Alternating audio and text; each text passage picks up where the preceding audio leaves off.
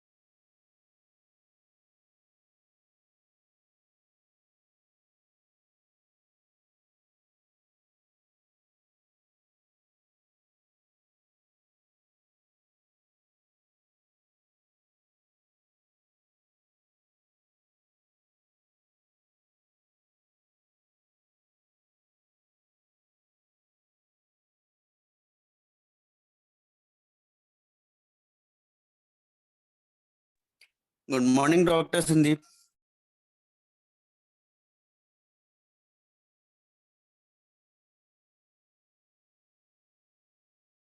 Most popular mode of transactions. So every month we see that UPI is crossing its last month's total transaction figure. So same thing is expected, and also it is happening in some of the countries that what blockchain is doing for businesses. So it is going to create an time-stamped electronic ledger for companies so that the transactions are secure, and there is a minimal need of third party for the authentication, and businesses are flourishing because the cost of the transactions are less and the things are more secure and the trust is more in blockchain transactions. So as with every new technologies, it requires some time for the acceptance to be at a level that it is the number one or the numero uno thing for that industry standard. So today in this regard, we are having a webinar on blockchain technologies, and the guest speaker for today is Mr. Raj Kapoor. So he's the founder of the India STEM Alliance, and he is an advisory board member at several blockchain companies. And formerly, he was a regional director at Exful Incorporation, and he has helped to organize Africa's biggest blockchain and cryptocurrency events. So there is another familiar term which is cryptocurrency. We have heard of Bitcoin and other cryptocurrencies, so which are also implemented using the blockchain technology. So he has been across major cities in Nigeria, and he is now trying to replicate the same success in India. So he regularly acts as speaker at various tech events in India and is skilled in robotics, drone technologies, Raspberry Pi, 3D printing. So today, Mr. Kapoor is going to cover the topics which include blockchain, its features, history and uses, blockchain for industries and some of the use cases, blockchain projects and initiatives in India, and of course a much needed topic which is the job opportunities in blockchain. So Mr. Kapoor, I'll hand over the stage to you and let me the necessary changes.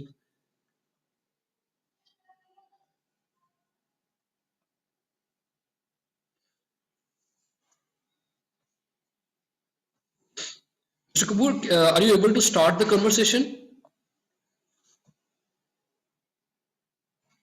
I can hear you now and I can see you well. So yeah, I can start. Good morning, sir. Good morning. Yeah, perfect. Very good morning to you, and thank you for the wonderful introduction. Good way to start. You have covered most of the key points. I will just build on some of them and add some more and integrate some more to what you said to create lots of value. But it's a good introduction. I must say you've done a little research. I appreciate that. I appreciate when somebody does a little homework. Great. Otherwise, the first thing people ask me, sir, blockchain is Bitcoin. I said, all right, every day I get this question. So today, before I start, let me first also thank Rajiv Bordoloy and Ritesh Srivastav to have brought me here. So Rajiv, Ritesh, thank you both. With your permission, should I start off then? Thank you so much. I think it's really wonderful, Raj, to have you here once again. Am I audible? Yes, sir, you're audible.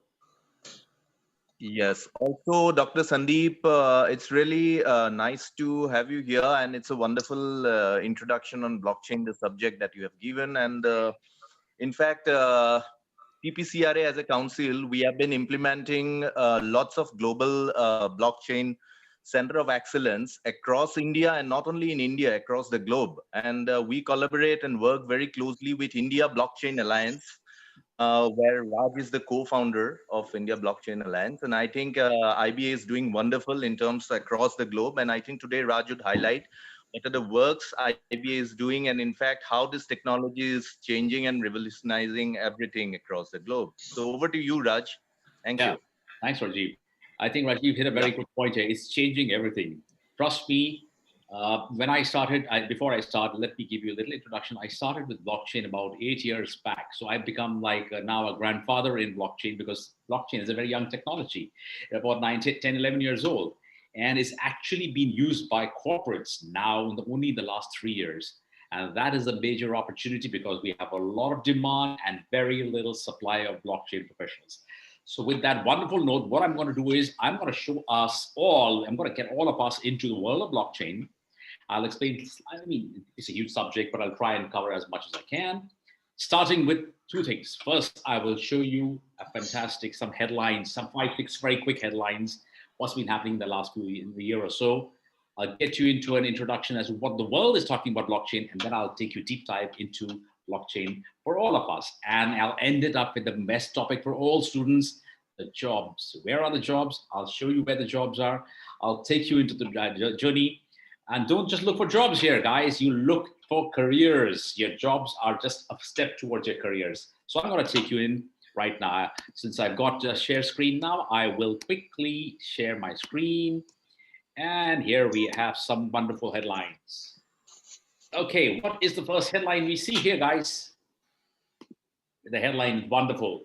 The demand for blockchain engineers is through the roof. Through the roof means it's really growing. It's so fast. You can't keep it in the room. It's just going through the roof. It's fantastic. And what does that result in? That results in what Economic Times calls sky high salaries for blockchain professionals. All students listening in, do you like this headline? Everybody loves this headline. Well, I love it myself, although I'm past the salary part now, but still, I love the headline because it shows the trends of the future.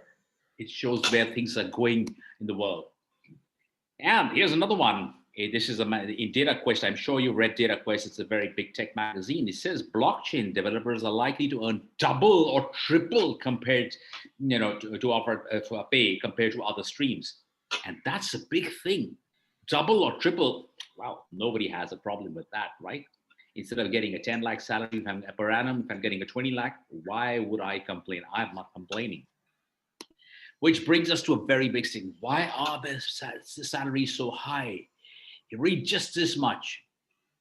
There are now 20,000 blockchain related openings on our job portal at any given time.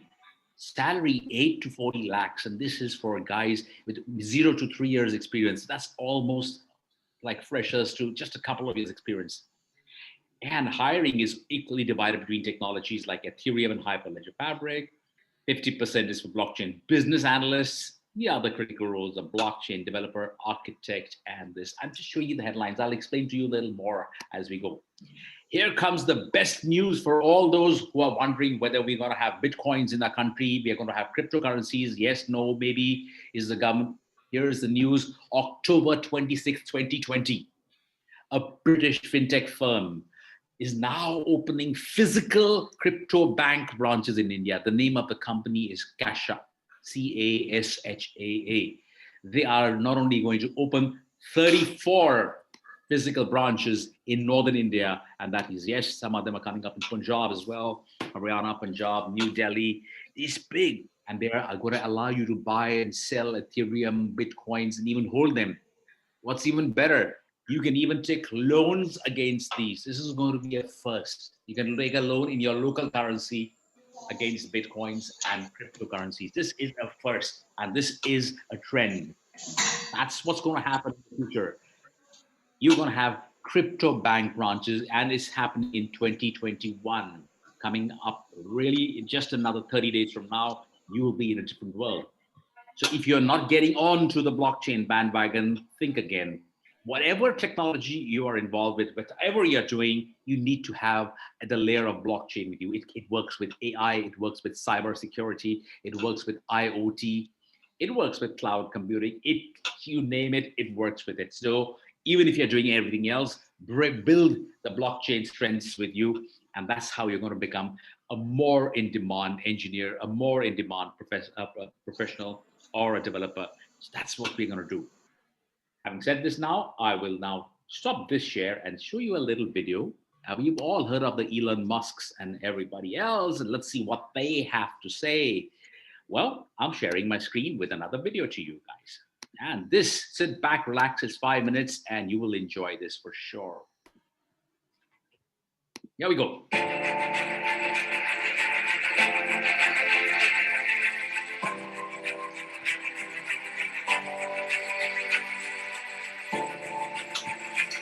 I think blockchain is going to be a very critical technology for the future development of the world.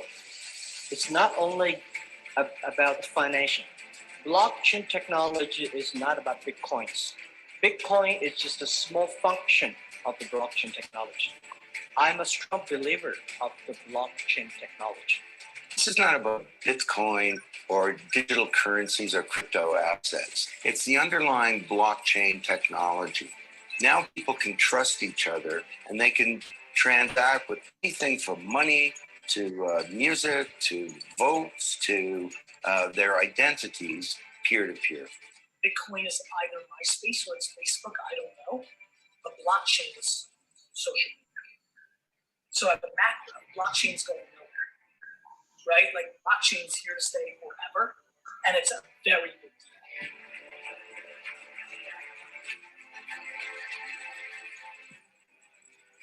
Enter blockchain. Satoshi Nakamoto, 2008, anonymous person, came up with this way of people transacting, doing business with assets peer-to-peer. And trust is not achieved by a middleman. It's achieved by cryptography, by collaboration, and by some clever code. And what that means is that we now have a native digital medium for value. Effectively a software. I mean, So it's a distributed database that's managed independently, and that inherent combination makes it a utility, makes it software effectively that has value in each.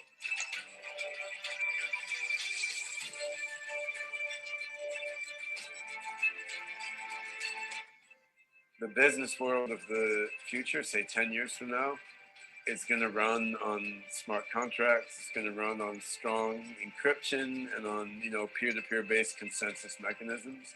So the core technologies underlying blockchain are going to pervade everything, just like the internet has, just like object-oriented software has, right now. So the choice, when I talk to people, I said, what do you think will be here in 2040, approximately 22 years from now? Will gold still be here? Well, it's been here since eternity. Well, will the dollar be here? Right. I don't think so. And will blockchain be here? I think so.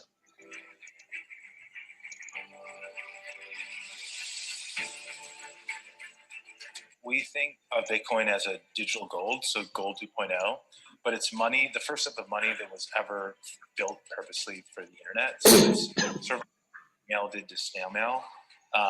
Cryptocurrency or Bitcoin does for money. Well, Bitcoin is exciting because it shows how cheap it can be. Bitcoin is better than currency in that you don't have to be physically in the same place. And of course, for large transactions, currency can get pretty inconvenient.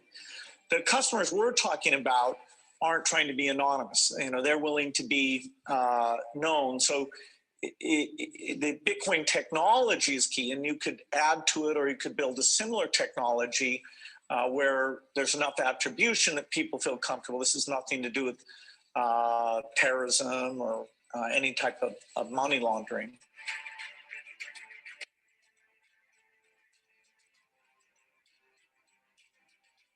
Still very early. Institutions, everybody knows about it. Everyone's heard about it. And there's some very sophisticated people in even these banks who know about cryptocurrency, but they're still not really in the game yet. It's still very much a retail-driven market. Very much a lot of the actions out in Asia. So we still think it's the bottom of the first inning. If you read this book, you understand how we got here and how far it's come, but it's also just sort of the beginning in a lot of ways. Well, I think it is working, and there will be other currencies like it that may be even better. But in the meantime, there's a big industry around Bitcoin, and people have made fortunes out of Bitcoin. Some people have lost money out of Bitcoin. It's volatile. It's volatile. Yeah, but it is quite volatile. But when in volatility, people can make money out of volatility. So where I see crypto as effectively as a replacement for cash, but not as a replacement as a primary. I do not see crypto being the primary database.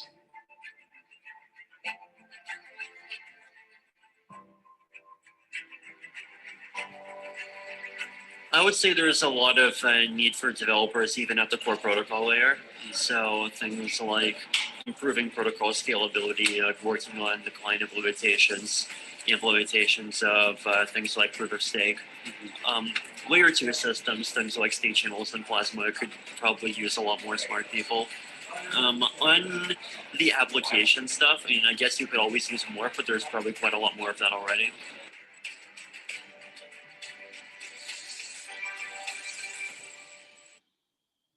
Now that's a real big number.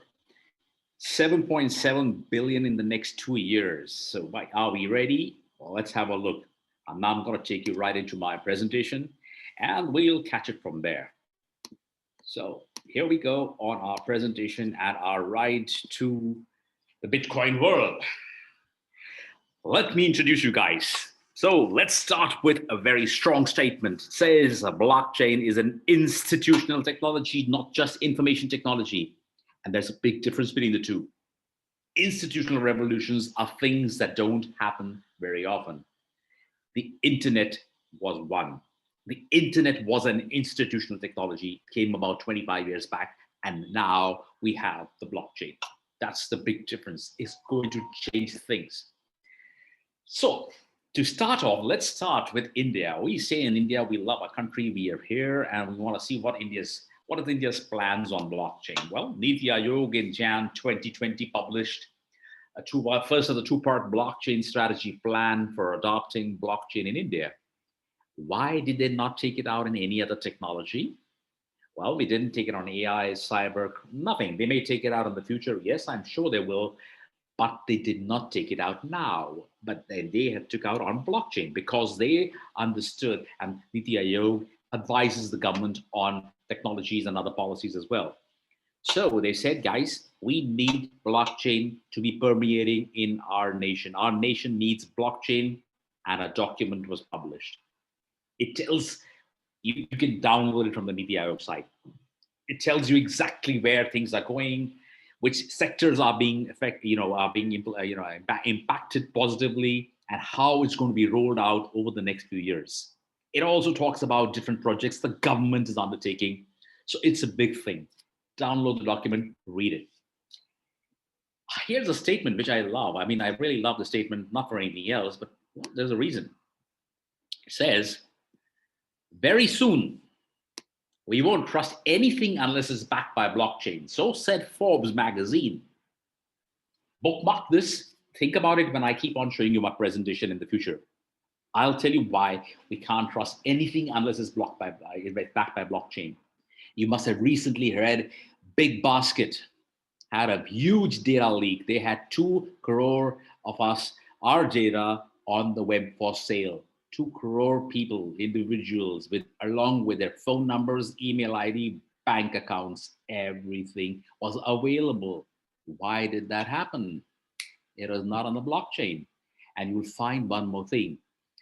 Twitter's CEO, Jack Dorsey, said, I'm going to take everything onto the blockchain. All social medias will follow soon. Anyways, this is a statement which is going to keep coming. Here's Blythe Edwards, and Blythe Masters, and she says, blockchain is as significant now as the internet was 25 years ago. Now we imagine our lives today without the internet. It's really difficult. Well, let's face it, we are speaking because of the internet. We speak to each other without having to travel miles, and so it's such an easy thing. It's made life easy. We have online classes, we have lectures, we have emails, WhatsApp, Insta, Facebook, YouTube. You just name it. It's all there on the. It's because of the internet. These things were not there 25 years back. Zooms, you name it. There have been the major industries of today are internet-based industries. In 25 years, look what a revolution has happened. And now look with blockchain, and as we go through our slides, you'll understand my statement. Blockchain is going to change everything else in the next 25 years as well. So that's why it's called an institutional technology. Here we have a gentleman by the name of William Moyer, and he says, he's a big time investor, by the way. He invests in a lot of startups. Now he says, I will invest in a startup, all right. But the question should be, is it in the database? Yes, everything of ours is in the database, right? When you go to a bank, all your information is in their database. If you go to a sort of a telecom store, everything they take from you, your Aadhaar, PAN, need details, and it's on the database. Everywhere you go, you got to give some document, and that gets into some sort of a database. Now, all these databases are great. They have good security protocol, cyber security protection, so on and so forth, but they are still very vulnerable because they are in one place. That's the difference. That's why he's asking, is it in the database? Will be replaced by a question, is it on the blockchain? You relate it now to the Forbes statement, we won't trust anything unless it's on the blockchain. Yeah. Big Basket had all the information on their database, correct? That's from where it was stolen. That's from where it was leaked. So the question is going to be, is it on the blockchain next? Bill Gates has already called it a game changer in the coming decade. And we've had our own prime minister talking about it and saying it's a frontier technology. What's a frontier technology? Frontier technology means a technology that not just creates an ease of business or making business systems easy and automated, but having a social economic impact as well. And we'll again, during the course, we'll see how. So today is my agenda. After the little introduction was getting into the blockchain space, telling you how it originated, and most important for all youngsters listening in, where are the blockchain jobs? Are you ready for it? So let me first define it in very simple terms, and I'm going to show you a little video which will make it very easy. So a blockchain is, in the simplest of terms, a time-stamped series. Now, what is the key word here? Time-stamped. Second, series of immutable records of data that is managed by a cluster of computers, not owned by a single entity, just like the internet. It is not owned by anybody. It's time-stamped. So we can have a series. We know exactly when it happened. We can trace down the series of time. Immutable records cannot be changed, cannot be destroyed, cannot be manipulated. Not owned by a single entity. No one owns it. So if no one person owns it, whom are you going to catch? Whom are you going to catch to bribe? Whom are you going to catch to change? You can't do that. And each of these blocks are secured by crypto principles called the chain. Don't get very confused by it. It's very simple. And I'll show you a 2-3 minute video explaining to you the basis of blockchain here. Have a look in the diagram here. And on the same diagram, I'm going to show you in an animated format. Okay, so don't worry.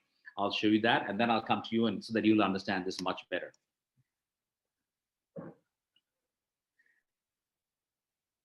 Just give me a second. Yeah, here we go. So we have, what is blockchain? Let's understand what is blockchain. Are incredibly popular nowadays. But what is a blockchain? How do they? Please have a look. This gives you the principles of blockchain and how then we can apply these principles into different sectors right across all the industry. That's really crucial. You need to understand blockchain for that. Just a little beginning for you. They work, what problems do they solve, and how can they be used? Like the name indicates, a blockchain is a chain of blocks that contains information.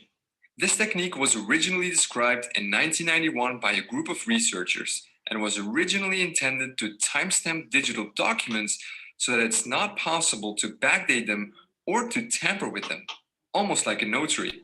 However, it went by mostly unused until it was adapted by Satoshi Nakamoto in 2009 to create the digital cryptocurrency Bitcoin. Now, a blockchain is a distributed ledger that is completely open to anyone. They have an interesting property. Once some data has been recorded inside a blockchain, it becomes very difficult to change it. So how does that work? Well, let's take a closer look at a block. Each block contains some data, the hash of the block, and the hash of the previous block. The data that is stored inside a block depends on the type of blockchain.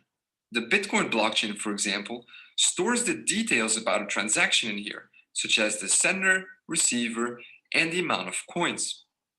A block also has a hash. You can compare a hash to a fingerprint. It identifies a block and all of its contents, and it's always unique, just as a fingerprint. Once a block is created, its hash is being calculated. Changing something inside the block will cause the hash to change. So in other words, hashes are very useful when you want to detect changes to blocks. If the fingerprint of a block changes, it no longer is the same block. The third element inside each block is the hash of the previous block. And this effectively creates a chain of blocks, and it's this technique that makes a blockchain so secure. Let's take an example. Here we have a chain of 3 blocks. As you can see, each block has a hash and the hash of the previous block. So block number 3 points to block number 2, and number 2 points to number 1. Now the first block is a bit special. It cannot point to previous blocks because, well, it's the first one. We call this block the Genesis block. Now, let's say that you tamper with the second block. This causes the hash of the block to change as well. In turn, that will make block 3 and all following blocks invalid because they no longer store a valid hash of the previous block. So changing a single block will make all following blocks invalid. But using hashes is not enough to prevent tampering. Computers these days are very fast and can calculate hundreds of thousands of hashes per second. You could effectively tamper with a block and recalculate all the hashes of other blocks to make your blockchain valid again. So to mitigate this, blockchains have something that is called proof of work. It's a mechanism that slows down the creation of new blocks. In Bitcoin's case, it takes about 10 minutes to calculate the required proof of work and add a new block to the chain. This mechanism makes it very hard to tamper with the blocks because if you tamper with one block, you'll need to recalculate the proof of work for all the following blocks. So the security of a blockchain comes from its creative use of hashing and the proof of work mechanism. But there is one more way that blockchains secure themselves, and that is by being distributed. Instead of using a central entity to manage the chain, blockchains use a peer-to-peer network and everyone is allowed to join. When someone joins this network, he gets a full copy of the blockchain. The node can use this to verify that everything is still in order. Now, let's see what happens when someone creates a new block. That block is sent to everyone on the network. Each node then verifies the block to make sure that it hasn't been tampered with. And if everything checks out, each node adds this block to their own blockchain. All the nodes in this network create consensus. They agree about what blocks are valid and which aren't. Blocks that are tampered with will be rejected by other nodes in the network. So to successfully tamper with a blockchain, you'll need to tamper with all the blocks on the chain, redo the proof of work for each block, and take control of more than 50% of the peer-to-peer network. Only then will your tampered block become accepted by everyone else. So this is almost impossible to do. Blockchains are also constantly evolving. One of the most recent developments is the creation of smart contracts.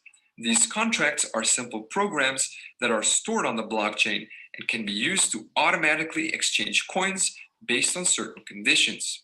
More on smart contracts in a later video. The creation of blockchain technology piqued a lot of people's interest. Soon others realized that this technology could be used for other things, like storing medical records, creating a digital notary, or even collecting taxes.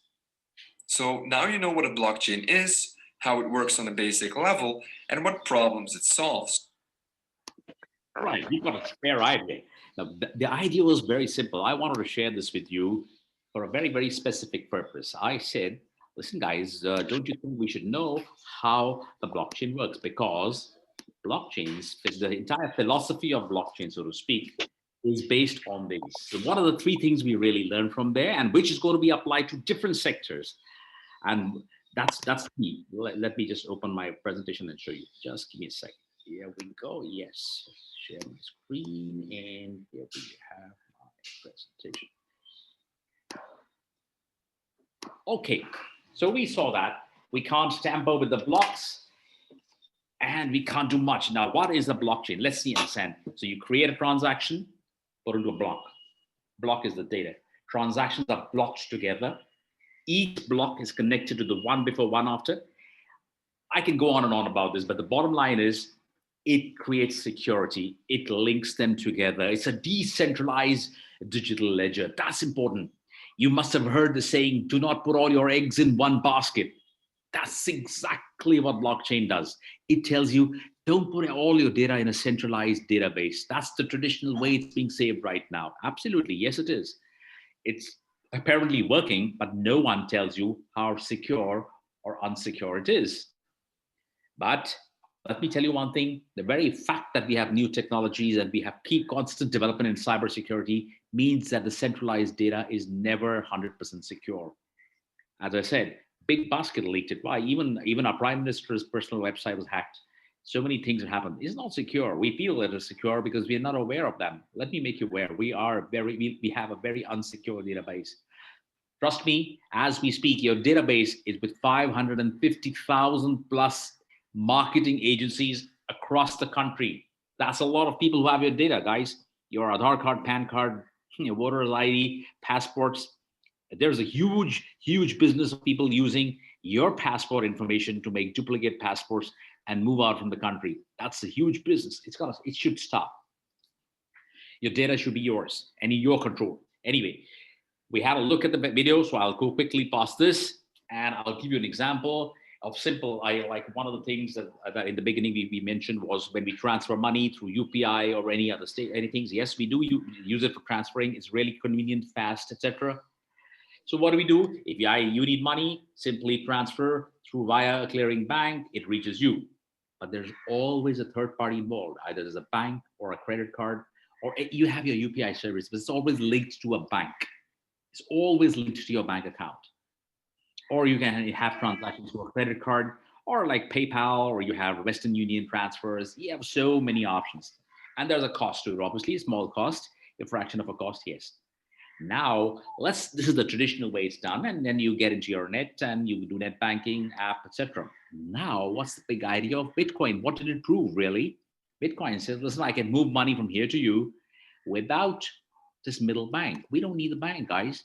We don't need this fellow at all in the middle. Why do I have a middleman? Why do I have a third party in the middle? I can send money to you from here to here. And my data, which was initially right here, is now gone and got self-secured all over. Now my data is, somebody wants to get my data, he's got to really work hard and nobody's going to be doing so much of it. Anyways, so now your data is become disintermediated, distributed, decentralized, and therefore trustful. And by the way, as you go, this is going to be known as programmable trust. Bitcoin, blockchain is going to be known as that. So it basically, what it does, it secures your data better. Now, what is so vital about data? And we have the same thing. We had, instead of 2 ledgers, now we have hundreds of ledgers, and it's become now permanent and immutable. Had this been the case many years back, we would have less of Vijay Mallya's and the Nirav Choksis fleeing our country with thousands and thousands of crores of rupees. Well, somebody could tamper with their ledgers and their bank accounts and the bank database. I'm sure that's what happened. So now if it becomes distributed, permanent, immutable, very difficult to do it. Well, slowly we are moving towards that, but in the meantime, they've gone. Before I got started the origins of blockchain, let me ask a question to everybody. One question: what is common in the Flipkart, Oyo, Byju's, all the nice new names we hear who get solid funding, a lot of funding? They're called unicorns. We look up to them. What is common? There are two things which are common. Tell me any one. Let me tell you. One, they all make huge losses. If you read today's newspaper, Flipkart has made 3,000 plus crore loss this year. And we are celebrating it because it was less than last year. Wow. Let's give them a big hand. I have, I think, some questions here. And one, some chat. All right, funny. Yeah, perfect. All right. So why is Flipkart being celebrated? Why are the Amazons, why are the big boys like Byju's, thousands of crore losses? Why are they celebrated? They are celebrated because they have a new form of cash. They have database. They have a database which is the new gold. It's the new currency, or the digital gold, what we call it. That's got the real value. It's not what they make in thousands of crores. That investors are waiting for several years to earn that money from there. But what they have is another avenue, that is database. And trust me, their database is never going to be with them. Only they take your permissions to share it. You actually do that when you actually sign on anything with them. When you sign on for Flipkart or anything else, you are allowing them to share your database. Well, you can share database, but only if you want to. That's my say. Don't share it otherwise. Otherwise, you know why you get so many calls selling you, getting you loans, getting you credit card offers, top-up loans, so on and so forth. So, guys, that's where it is. So let's see, why did it begin? Everybody asked me, why did blockchain come in? There was everything moving in the right direction, banks were functioning, but no, they were not. Let's see how.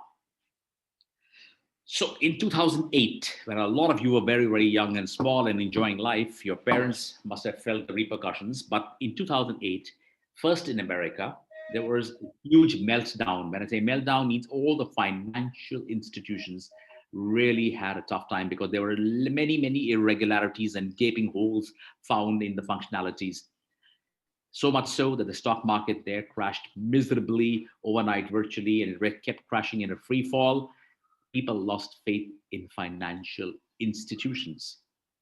Financial institutions is where we believe in them. We put our money in the banks, etc., and hope it's all safe. Now, this happened. Companies like Lehman Brothers and so many big companies and small companies went under. They went under not only in America, but across the globe. The repercussions and the downturn was felt even in India.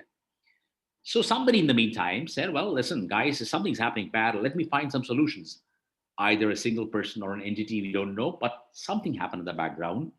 And October 31st, 2008, the Bitcoin white paper was published.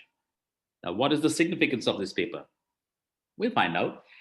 It was attributed to a gentleman by the name of Satoshi Nakamoto. Now, Satoshi Nakamoto is a pseudonym, an alias. We don't know what it is because nobody stepped up and said, I am Satoshi Nakamoto. Nobody said that till today. Nobody knows the real origins of Satoshi Nakamoto. But what's important is what he published. He created a parallel financial background, a network. And he proved to the world that you don't need third parties, in this case, banks, to transfer money from one place to the other. But before I go further, let me tell you a little trivia. How did the name come about? It is very strongly believed that there are 4 organizations which said, let us bring this new system to life. Samsung, Toshiba, from Samsung, Toshiba, Tosh. So Satoshi, that's how Satoshi came.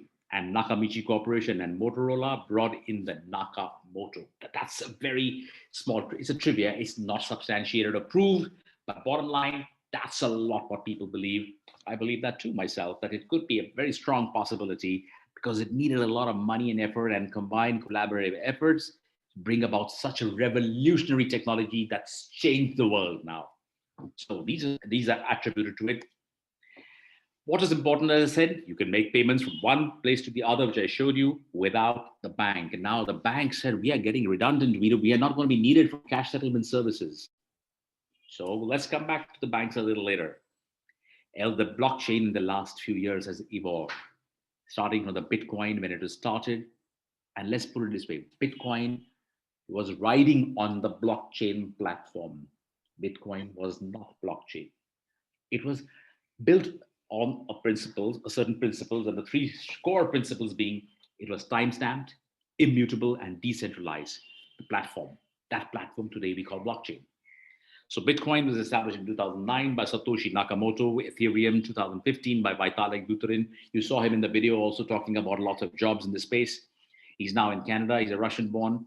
Hyperledger brought out by Linux Foundation the same year. Corda came in 16 and Algorand 17. There are many, many more. That's the evolution. It's going to evolve. It's a young technology, and you as students are going to benefit the maximum because it'll offer you maximum scope. Don't read the paragraphs, just read the headlines. Wave 1, awareness, 2011 to 16. We created awareness. There was a lot of awareness creation. Nobody understood what is Bitcoin. Everybody thought it's just for cryptocurrencies and for trading. So awareness was built that, well, guys, how can you can trade on a platform without being seen or known to each other. That means as a technology which is underpinned, it's a really strong technology, creates trust. That awareness, 5 years it took for people to start getting aware of the benefits of the platform, not just the cryptos, not just the Bitcoins, but they felt, yes, the platform, can it be implemented elsewhere? Yes, they said. Second wave was where they experimented.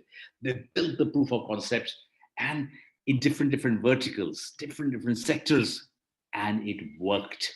In 2018, they said, listen, guys, this is revolutionary. We are going to change so many things, bring down costs, make things easier, make automated.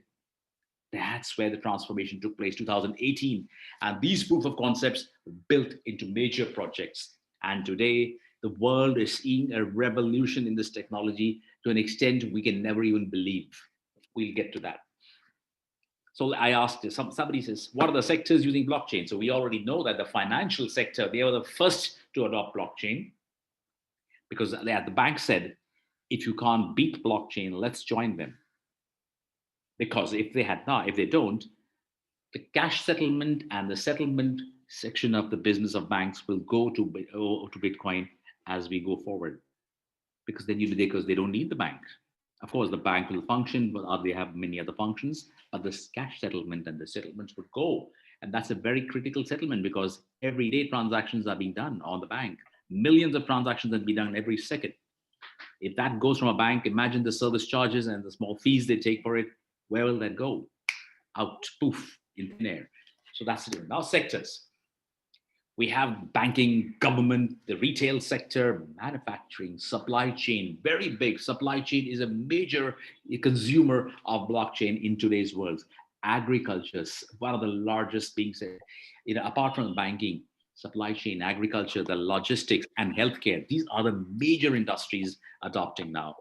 Utilities, taking big, even media, real estate, major, and even voting. We had even the election commission recently say that we might put voting on the blockchain.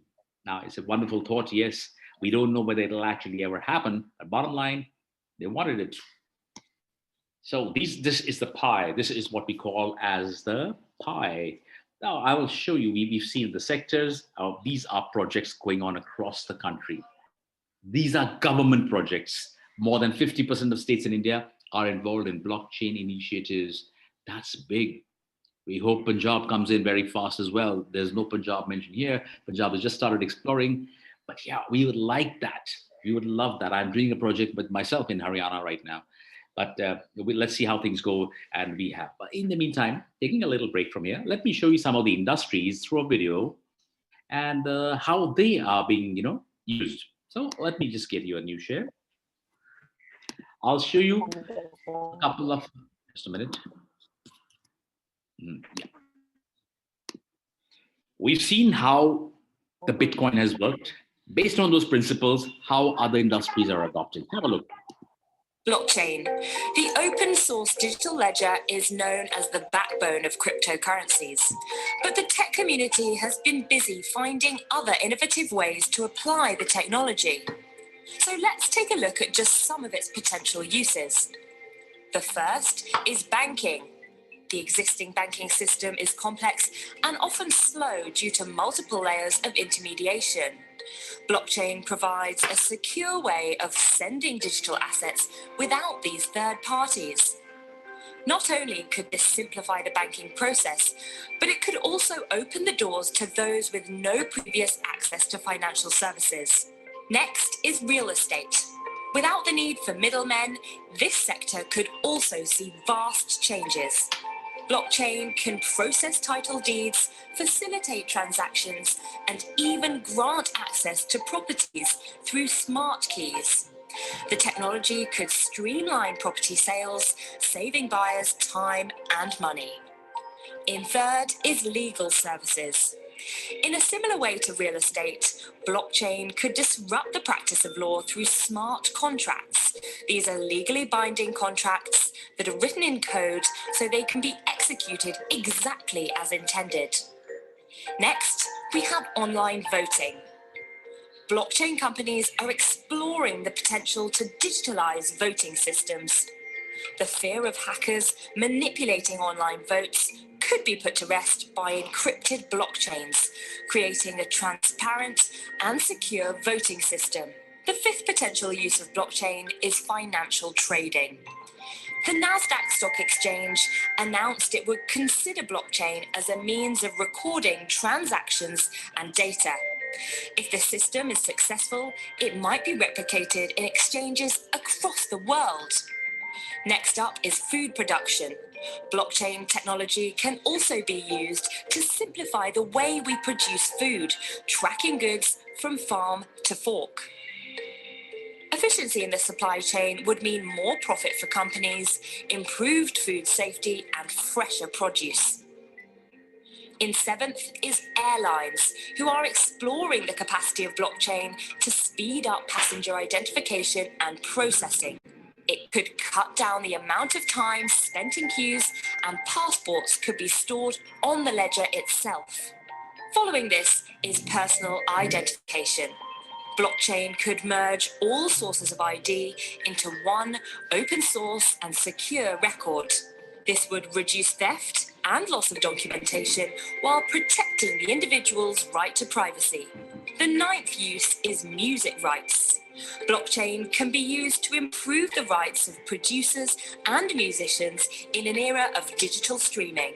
The ledger could facilitate instant transmissions of artistic royalties each time a song is played online. And finally, the healthcare industry. It's exploring the potential of blockchain in the exchange of data to improve transparency and... Okay, so we saw a lot of things where we can actually use this. These are just 10 use cases. There are hundreds. I can speak the whole day on that, but let's not waste our time speaking on that right now. Rather than that, let's go back to the presentation and see something more interesting. In India, for example, the largest use cases have been land registry, farm insurance, digital certificates. In fact, we have started automating in a couple of universities down south and in Maharashtra. We are automating the entire college or university and making it a blockchain-enabled university where everybody's data is secure. It is all transcripts, all degrees are being issued on the blockchain, making it the most secure form, avoiding all fraudulent use of your degrees and certificates, and making it fantastic for companies and corporates to check your credentials within seconds rather than give it to a verification agency. Also being used extensively by consulates. Consulates love it when they have a blockchain-enabled degree. They can verify it in seconds, making the decision-making faster, especially if children are going to go out for further studies or immigration or anything else. That's what the big use of blockchain is coming in. Why blockchain again? Because you can't change data. You cannot change the time. You cannot backdate it, front date it. You can't do nothing of that sort. You cannot remove it. You cannot change it. You cannot destroy it. That's why corporates, embassies, everyone is looking at the blockchain. Corporate says if it's a blockchain-enabled university, we will be more happy to work with them on onboarding students. That's a very big plus as well. Experts, what do they say? Let's just look at 3 red lines out here. It says, Gartner says, we're going to have a $3 trillion industry in blockchain by 2030. $3 trillion is more than the GDP of a country, and several hundred countries for that matter. That's big. That's just one technology. I'm sure It's going to even grow further after that, but let's wait. Don't look at the numbers again. Let's look at the hires. The number of people being, being recruited, 400% growth over the last year. That's been lots. And this was pre-COVID. I'll show you some COVID numbers as well. NASSCOM has said we got just 45,000 to 60,000 skilled resources who are industry ready globally. That's a big thing. There are only 60,000 skilled resources in the blockchain. What do these three red lines show here? They show you not just the numbers. Don't look at the numbers only. Look at the trend. Look at the opportunity. You, as students, are at the cusp of this opportunity. You got to grab your opportunity now. You're going to miss the bus otherwise. LinkedIn says it's the most in-demand job skill. Have Google search LinkedIn's key skills in demand. The number one hard skill comes out as blockchain. NASSCOM in its another report said in India, it's 2 million software developers. This was in 2019. Only 5,000 possess blockchain skills. Ooh, that's nothing. 5,000 in India. I'm sure there are 5,000 people living in the buildings around me. I'm living in Bombay. I'm sure there are 5,000 people living in my building. So that's a lot of things. That's just the number of people we have qualified here. That is the opportunity. What recruiters say, salaries for ready-to-be deployed techies with blockchain experience are twice that of a techie. We heard that in one of the news articles in the beginning. Paul Dupois, who's the MD of Randstad India, who does a lot of recruitment for IBM, Amazon, etc., says exactly the same thing. Well, now comes to the part where, listen, guys says, okay, so I've got all the knowledge a little bit, yeah, but how's it going to help me? Am I going to get good jobs? What will happen? Let's have a look. Skill shortage, we know. And now look at the demand. This is the demand during COVID era. The demand for blockchain talent is growing 2020 at 40% per quarter. And we are COVID scenario. People say jobs are scarce, placements are very little, lesser number of companies coming to campus, etc., all sorts of things happening. Of course, it's a temporary blip, but it'll go away. But bottom line, there is an impact. Many people have lost jobs. Many people have actually their salaries have been cut. Many people have not been paid. A lot of things have happened. Of course, there are many companies which have done nothing like that. They've done everything correct. But bottom line, that's a problem. In the IT space, for example, now, blockchain talent is growing at 40% per quarter. Demand is growing at 40% per quarter. That's a lot of demand. So for all those who are technically inclined, who like technology, etc., these are the jobs available for you. Blockchain developers, engineers, quality engineers, and tech architects. These are great jobs. These are average starting salaries, very, very average salaries. When I say average, these were in 2019. This year, this has taken almost a leap of 50 to 60%. These were salaries. We have figures of last year. This year, we haven't got figures because it hasn't completed. But bottom line, we just had a recruitment drive in South, in which was that college? Agni. And we had the recruitment drive and we got most guys placed with a starting salary of 12 to 15 lakhs was the starting salary for blockchain professionals. I've been training there since the last 1 year now. So it's been a massive thing. We've had fantastic placements. And these are the jobs which are there. The best part is, even if you decide, I don't want to get into the tech space, for tech and non-tech, blockchain offers opportunity. Here's a blockchain data scientist for those who have interest in data sciences, research analysts who are doing big data, etc. Blockchain risk analysts, entrepreneurs. You can, of course, fund your own, get yourself funded and get into the blockchain development space. For non-technical guys who says, okay, I'm not necessarily in the technical space. I might not have so much interest, but I'd like to get into some other space, but a fair knowledge of blockchain. So you have project managers, and look at the average starting salary, 9.5 lakhs is the average starting salary. 16 lakhs is what we placed just now recently. Starting salary, it's a great salary. For a start, blockchain attorneys, these are like the chartered accountants of blockchain. We have tech recruiters. People say, well, if you're doing MBA, HR, we need you to be we need you to be blockchain certified so you can recruit some good talent for us. We also have a blockchain product managers. Last 6 months, I've seen the birth of crypto journalists, crypto community managers, analyst relation managers, blockchain business development, ICO advisors. What is ICO? Initial coin offering. In India, we have IPO. This is ICO. Well, here's your wheel. Have a look. Look at the demand. Blockchain engineers, 9 on 10. Developers 9 on 10. Look at that. Engineers 7.2. Legal consultants.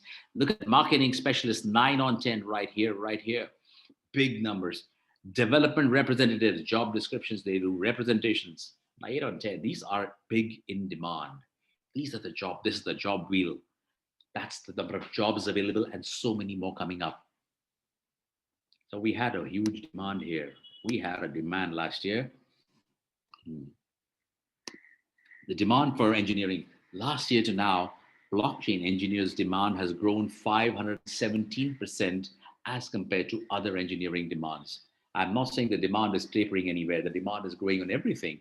But I'm only pointing out that the blockchain engineers, that's gone up 517%. That's massive.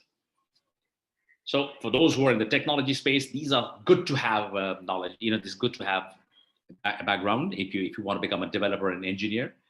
Python and JavaScript being two which you should really enjoy and you should learn. So that's one. And these are the platforms. The top two being Ethereum, Hyperledger. These are the maximum number in demand right now. These two. Of course, the others coming up very strongly. Solidity, Ripple, Corda. In IoT, if you're working through IOTA is there. So there are lots more coming in like this. But bottom line, the first two which are here are the most in demand in India right now. Recruiters, yes, these guys recruit, yes. But who are these? I mean, why have I put these? I put these because I train for these corporates myself, my team and myself. We train extensively because they say we don't get fresh talent. We don't get talent from universities. We are not getting the right people. Therefore, come across to our offices and train our existing engineers, developers, product managers, etc. So we are going and we are working with these. Now, we also tell these guys and many more such people, if you need blockchain talent, these are the colleges where blockchain is being done or taught, and that's where you can go and get some good, fresh blockchain talent as well. These are just a handful of them. Some facts and figures, numbers is going to grow. I'm not going to get into the detail. $20 billion per year, 360 is the technical services, $360 million projects. That just shows you the opportunity again. And the world's largest banks are investing $50 billion to build a blockchain-based digital cash settlement system. It's the cash settlement system which is a real pain point for banks. That's why they're investing $50 billion to build a blockchain-based. JP Morgan has already done most of this work. And in India, ICICI Bank, along with Axis Bank, jointly have got together and entered the blockchain space. Now they are blockchain enabled. Many more to follow. There are 7 banks already there, many more coming up. Healthcare will, also adopt blockchain. Investments, if you're getting into be a startup entrepreneur, that's where you're going to be there as well. And financial companies are also saving up to $12 billion a year from using blockchain. That's a huge saving. That's why lots of them are moving towards blockchain. Not just financial companies now, many other sectors have been impacted positively. These are some headlines. Some important ones I will read is we are allowed to, the Supreme Court says you can trade here in India. Now we can trade, but bottom line, we haven't yet got permissions and a framework to trade. So right now we're keeping that on hold, but technically we are allowed to trade in cryptocurrencies. Binance and its local subsidiaries have set up a 50 million fund to reinvigorate growth. So Binance is a company which says, listen, we'll fund startups. Blockstar, for which I'm also an India consultant for them, is working in the same line with universities. We work with incubation cells and centers of excellence with universities, and we help them get funding. That's big. Kerala, in the meantime, says we're putting everything on the blockchain over the next few years. So we need 20,000 blockchain professionals. So we are involved in doing a lot of work with Kerala on training blockchain professionals in all spaces, right from project management to developers in Ethereum to writing smart contracts. We are doing a lot of work with them. 20,000 is a lot of people. It's not easy because just India has just got about 6,000 professionally trained people. Again, LinkedIn, go ahead and check. Even in India, highest number of demands. Typically in a day, there are 20,000 jobs. Go to any portal and check blockchain jobs are about 20,000. So per day, that is. You can just keep on having a look. That's not just in India. Before I wrap up, we've got Scott Morrison, the Prime Minister of Australia, saying, listen, guys, we need to adopt blockchain. And he's made it part of the job maker agenda as well. What's the job maker agenda? The job maker agenda of the Australian government is to create 25,000 blockchain professionals in 2 years' time. And they're looking at countries like India, Vietnam, not so much China right now, but India, Vietnam, and some parts of Africa to find talent. Started a project also to get blockchain talent, and they're fast tracking the PR, that is the permanent residency applications for blockchain professionals. That's a very big thing, talks for itself. Similarly, it does in Canada. Canada too says, if you got blockchain qualifications, you are welcome to our country. You are in demand, guys. We'll happily process your applications at a faster pace than anybody else because you have a priority profession. So we've also partnered with the government of Queensland and a couple of others to bring in a lot of the best in education, internships, mentoring, networking, getting a lot of government projects and offloading it into India. We're doing it with a lot of colleges, universities, private sector bodies. And most important, we've got a very strong placement and employability partnerships with IBM and several other companies in Australia, where real talent from India is being trained and sent. We can do that with universities and colleges. We can build an ecosystem right here. And of course, we bring in a lot of consulting projects, which we can do for you guys. So that's the team, which includes United Nations partnerships, Hooch Prize, Queensland government, amongst many, many others. These are just a few of them. There are many more, which are part of the consortium. And before wrapping up, if I ask you, why should you become a blockchain certification person? Yeah, well, you may be doing anything else. You may be doing IoT, anything. That's all great. Everything, computer applications is perfect. Everything is great. But blockchain is now at the cutting edge technology. It's in very high demand. I've shown you the facts and figures, very high demand. The vast infrastructure is global. Every country is adopting blockchain, more or less every country. Even Pakistan is doing that now. And Nepal is also doing that, but these are smaller countries. They're adopting. There are multiple industries on the blockchain. So you're not confined to only the financial industry. It is across sectors. Integration with new age technology. Blockchain works with everything. IoT, AI, cybersecurity, cloud computing, you name it, data analytics, it works with that. So it's also at the inflection point of today. What does the inflection point mean? Means it's ready to blast off. It's right in the middle of a transformation phase and can only grow for the next 15, 20 years. That's the inflection point. Also, good pay, great career prospects. I don't have to say that. We all look for that. Our education, everything is based on getting a great job and having a great career in front.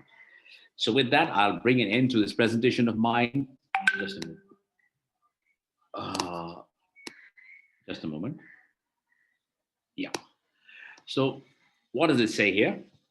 Oh, basically, we are going to do a lot of work in blockchain. I'll stop my share so that we can speak a little. Just a moment. Yeah. So that was my little presentation, trying to keep you more aware of blockchain. Oh, I can speak the whole day. It's a huge subject, but I've tried to touch upon some things which really make some sense from a job perspective, from a growth perspective, everything. There is a massive wave coming and we must ride the wave. This is the right time now. Thank you guys. And if you have any questions, happy to take them. Students, if you have any questions, you can post in the chat box. And in the meantime, I would like to have some conversation with Mr. Kapoor. These are not questions, but some of my concerns, which I just noted down while you were delivering the presentation. So, you were talking about Bitcoin, which is the most important financial aspect of, which is the best known application of blockchain.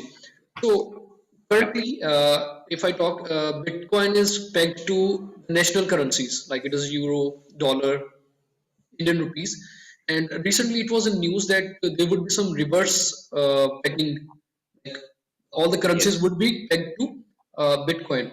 So I want to build a scenario like before the independence, Indian rupee was pegged to British pound, and then when India became independent, it was pegged to silver, and then the whole world had already started moving to the gold standards, but we were quite late. I don't know. Maybe because we are Indians, we were late in adopting the technology. So by the time we moved on to pegging to the gold standards, so the international rates of the Indian rupee had fallen already. Like Tremendous. that was beyond repairs. It was beyond repairs.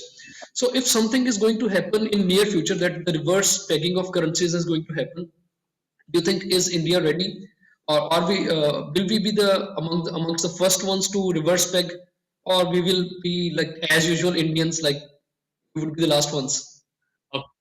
I love your question because I'm deeply involved in a project. What you said, I'm deeply involved in that. We are lobbying with the government and different agencies to say, listen, guys. Honestly speaking, not only the Indian government, many governments don't understand the concept of bitcoins. They don't. They say, how do you have a currency which is a digital currency? You cannot have it, But there is a huge, let's put it this way, a huge demand. People saying, well, listen, we need it because the world is, done a lot of work in that. As you said correctly. Okay, all lot of questions coming in. I will answer them after this question. Not to worry. Okay, so all of you guys listening in, let me answer this, and then I'll get you. My take, and this is my opinion. I would like to say it as an opinion because I don't want to be quoted for the wrong thing. Sometimes I believe that the government should wake up to the reality and get up and smell the coffee, so to speak, as they say. Now, we need to be at par with the world, as you said very correctly. Instead of waking up late and say, "Oh, now the dollar is $75. All right, not very happy." We would like to get up now. And actually, behind the scenes, let me share this view, there's a lot of lobbying going on for getting the government to adapt. In fact, if it had not been for the corona right now, we might have had some strictures or some frameworks put up in place, because this was to be taken up in November in the parliament. This was to be taken up. It did not get taken up, it was pushed out. Again, because there's no opinions. Frankly speaking, even the committee which is sitting right now, which is supposed to decide on all these matters, is a committee which has no idea what is blockchain or cryptocurrencies. Okay, and I'm not saying they have no knowledge, but they don't have knowledge of cryptocurrencies and blockchain. So what we need is more inclusive people in this space. We will have it ready because two things are very, very indicative. I'm saying indicative of this. They are, one, the coming in of Kasha. Kasha is the 34 crypto banks coming in. It's an indication. I'm not saying that is a validation, but it's an indication. Secondly, even Facebook has its own currency called Libra. Okay, they want to popularize that because India is the biggest market for them, and we all know that it's in so-called best interest of industry and governments to work to see that this goes through. So it's a matter of time. You're right, and I think it's a good question. We will wake up to it faster than what we think. So, yeah. Can we expect something similar to US FATCA Act and US Patriot Act in the winter session of the Parliament? Do you think? I hope so. We have put our petitions in front. Yes, we hope so, and we hope your good wishes, push this through. We need all the support in that because it is necessary. The world is not a fool. Neither are we. So we must need to think exactly. The world is not going to wait for governments. Have to adapt to the new digital world. It's the digital world will adapt to us. We have to adapt. So government is going to do it. Yes. So I'm very hopeful. I'm very, very hopeful. Let me ask some questions also. We can have 30 more questions later. Yes. We'll definitely have a conversation. But let's enjoy it. Let's have the kids' questions also. You want me to read out the questions, or you want to select the questions? Somebody has. I've opened the chat box. I've opened the chat box so I can read the questions. I'll answer them. If I miss out, you can ask me. Yeah. You're a good moderator, so I enjoy that when somebody helps me out also because I can miss out quite a few. So one question says, Hani says, how blockchain plays an important role in Bitcoin. Bitcoin is powered on the blockchain, my friend. Hani, it's powered on the blockchain. If you don't have the blockchain, you don't have the Bitcoin. And if you don't have the Bitcoin, you also don't have the blockchain. So they are interdependent. They are very, very important. So let's have a second question very quickly. Is it said blockchain will rule out, just a minute. Okay, I've got another 15 minutes. I've got another call. So I'll answer all the questions till then, no problem. Somebody asked me, where are you from, sir? Well, I'm from India. That's what I say. I'm from India first. Right now I'm sitting in Bombay. But yeah, I'm from India. Just like anybody else. Yes, I have traveled everywhere. But yeah, I'm from India. Okay. One question from Simranpreet Singh said, is blockchain will rule out banks as third parties for transactions. But doesn't it mean that blockchain will become a third party itself? No. Why will blockchain? It's me transferring money to you. So how do I become third party? There have to be two parties to interact, you and me. Now we've got you, me, and the bank. Blockchain is just trying to put the bank on the picture because it can do it. It's proved it. And it's been 11 years if we proved. And it's no wonder Bitcoin is worth $19,000+ today. That's a proof of concept that the blockchain works. So we don't become third party, we become the two parties involved. That's peer-to-peer, P2P. So another one, can anyone start a blockchain? The answer is absolutely yes, anybody can start a blockchain. You want any help? I'll help you start a blockchain, not a problem. Again, the same question, Bhani. How a blockchain plays an important role in Bitcoin? Again, the same question, I have already answered this. And if you want a little more information on this, feel free to write to me. I'll send you a little longer paper and a longer answer on this. I'll happily do that. So any other questions? Yeah, I think we got everything done here. So right, folks, again, a concern, not a question. Oh yeah, one more thing I want to share with all of you is we've just recently partnered with one of the largest funding organizations for anybody in your college or anybody who has ideas in blockchain. It could be an idea, it could be a concept, proof of concept in blockchain or related technologies. Have it sent to us. There is no cost. There's a competition we're doing in Asia till December 4th, and yes, that the first 6 guys get anything from 25,000 to 200,000 US dollars. That's what we do. We run a lot of competitions. We'll do that with you as well. Right now, I can see I'll have a TPCRA send you some information, so any of your kids can apply. Prabjit Singh, who to use blockchain? I mean, I don't understand the question. Basically, who to use? I mean, everybody uses blockchain, guys. Your supply chain uses blockchain. Your banks are using blockchain. Soon, Uber is also going to move into blockchain. Your social media will move on to blockchain. It's a question of time. Everybody will move on to blockchain. So virtually everybody. So we have is an HMI is an autonomous tool. Blockchain is open source, guys. Blockchain is completely open source and a peer-to-peer network. So anybody can create your blockchains. You can even create your own currency. You can create an Apeejay currency for that matter. Also, for that matter, we are creating a currency in Africa for the agrarian committee called the AgriCoin. So anybody can do that. But how you can monetize this, that's another question altogether. That's another discussion for some other day, I guess. So everything has a disadvantage. What are the disadvantages of blockchains? Yes, just like any other technology, blockchain also has some inherent weaknesses. After all, it's a code. So codes can become malicious, codes can be wrongly written, there can be issues. The bottom line is now everything being automated and the next levels coming up. Your Vinay Kumar blockchain cannot be hacked per se, but yeah, it's very difficult. It's almost impossible, I would say at this point. So coming back to the question, what are the disadvantages? One of the disadvantages was to make these blocks, it consumes a lot of energy. You need to have a lot of power, energy, electricity.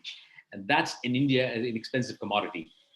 Now, to mitigate that problem, there have been new devices which are created.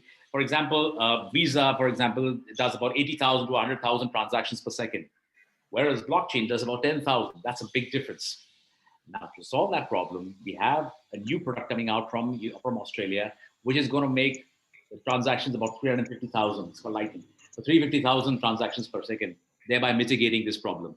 The problem it is being tested now. When it is tested, this problem will get sorted out. Also, the second problem of energy and consumption. A lot of developed economies are moving towards solar and renewable energy, and that's where they're being mined. And do you know who mines maximum Bitcoins in the world? Can you tell me, anyone? China. China, that's the biggest. They say 65 to 70% of it is mined in China, and they're using renewable energy a lot there. They don't mind. They know how to circumvent the problem. You see, whenever we have challenges, we also need to find solutions. That's what makes it exciting. So there is one solution to the energy problem. There is one solution to the energy problem. May I contribute to that? Yes, please. Many of the corporations and the governments are shifting their cryptocurrency mining setups to near the ocean, in the Arctic regions. Absolutely. Or something which is like Alps and Himalayas, where the temperatures are already freezing and you don't have to make room for air conditioning, and the electricity consumption is less. So that's an upcoming trend. You're right, absolutely right. Good question. So I have a Raman Gupta is asking me, can we do Bitcoin mining in India? Is it fruitful?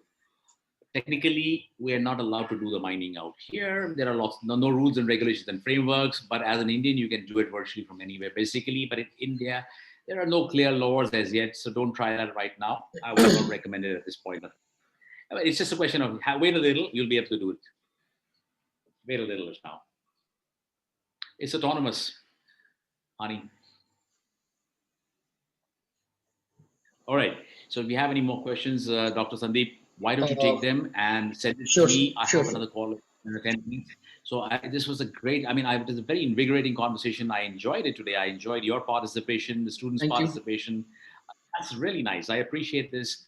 And I'm happy to help out students, you guys, anything in whatever is required. TPCRA is doing a great job there. So let's be in touch and let's get things moving at another level also.